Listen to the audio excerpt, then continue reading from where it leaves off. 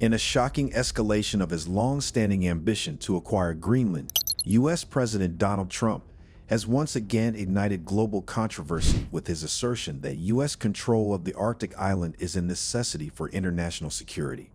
Speaking candidly to NATO Secretary-General Mark Rutte in the White House, President Trump reportedly emphasized the island's strategic significance, claiming that America needs it for international security and expressing optimism that annexation will happen soon. Here's what he said. Question. Thank you, Mr. President. Greenland. What is your vision for the potential annexation of Greenland and getting them potentially to Well, I think it'll happen, and I'm just thinking, I didn't give it much thought before, but I'm sitting with a man that could be very instrumental. You know, Mark, we need that for international security, not just security, international. We have a lot of our favorite players, cruising around the coast, and we have to be careful. And we'll be talking to you. It's a very appropriate, really a very appropriate question. Thank you. The world has seen this playbook before.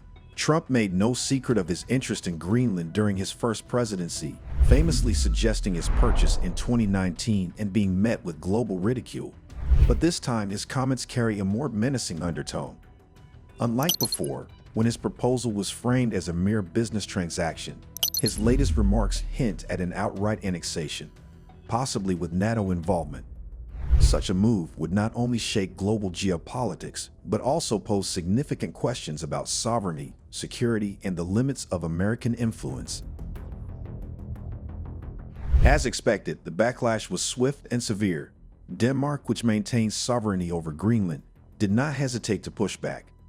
Danish politician Rasmus Jarlov took to social media to condemn what he saw as a reckless discussion, declaring that such an action would mean war between two NATO countries. The gravity of his words cannot be overstated. Could an American annexation of Greenland truly lead to armed conflict between allies, or is this another one of Trump's infamous bluffs designed to stoke nationalist fervor? Greenland's political leadership has been equally unyielding. Outgoing Prime Minister Mute B. Egede, responding in frustration, convened an emergency meeting with Greenlandic party leaders to reinforce their rejection of Trump's ambitions. His successor, Jens Frederik Nielsen of the Democratic Party, was even more direct, calling Trump's statements unacceptable and asserting Greenland's refusal to ever become part of the United States.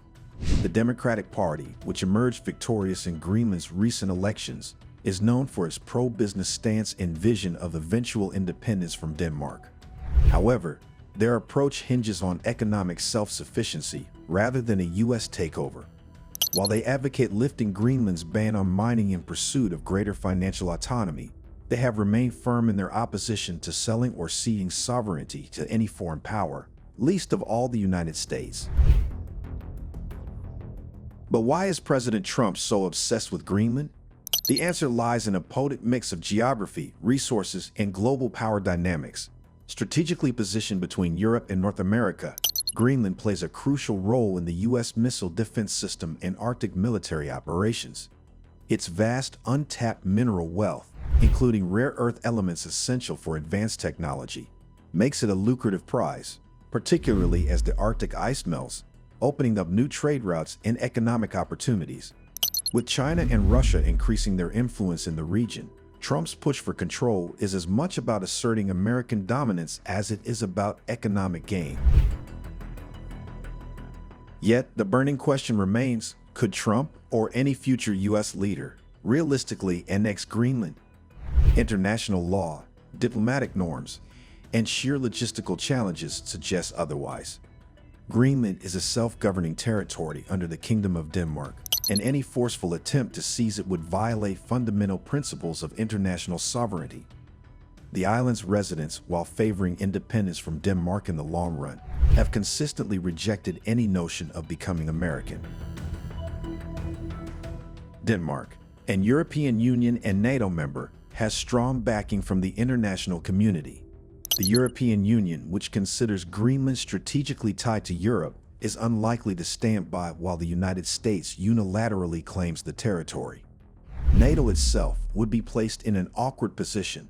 Would the alliance condone the aggressive expansionism of one member at the expense of another?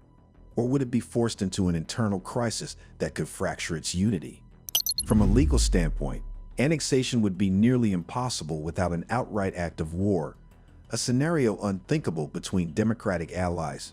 But given Trump's unpredictability and the political volatility in Washington, some analysts warn against dismissing his ambitions as mere fantasy.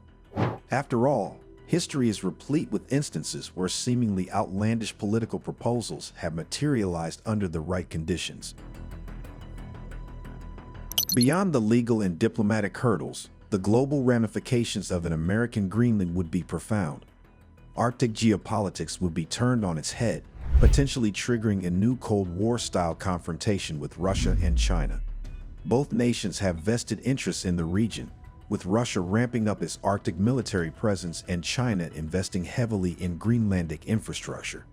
If the U.S. were to seize control, would it provoke retaliation? Would the Arctic become a flashpoint for military conflict rather than cooperation? From Trump's perspective, his Greenland ambitions fit neatly into his nationalist doctrine of expanding American power and securing strategic resources.